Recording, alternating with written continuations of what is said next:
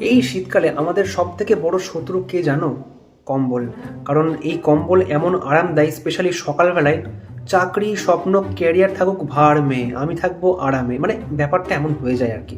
আর দ্বিতীয়ত, এই শীতে যখন গার্লফ্রেন্ড বলবে যে চলো ঘুরতে যাই, তখন আপনি যেই বাইরে বেরোবেন ঠান্ডায় আপনার নাক লাল হয়ে যাবে, সবাই ভাববে যে আপনি খুব আবেগী। আর গার্লফ্রেন্ড, বয়ফ্রেন্ড বা যে কোনো কাছের বন্ধু বান্ধবী হোক না কেন, যদি ঠান্ডা হাত আপনার গালে, পেটে, মুখে বা পাছায় কেউ ঠেকায়, কিচ্ছু ভাববেন না, সে যেই হোক না কেন, জাস্ট 100 ডায়াল করবেন, বাদ বাকিটা পুলিশ বুঝে নেবে। কারণ আমি মনে করি এই শীতে এটা সব থেকে বড় অপরাধ।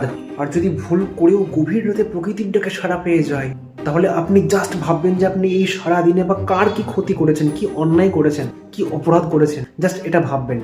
কারণ যে মুহূর্তে আপনি জল ঠেকাবেন আপনার যে কোনো জায়গাতে, কিছুক্ষণের জন্য সেই জায়গার কোনো হদিশ আপনি পাবেন না। সেটার ফিলিংসটা কেমন আশা করছি সেটা বুঝতে পারছেন।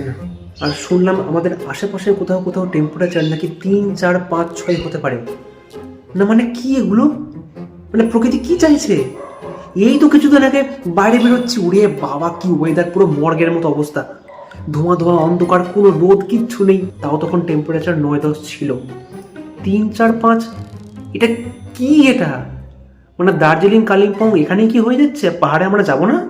যাবো না পাহাড়ে আমরা?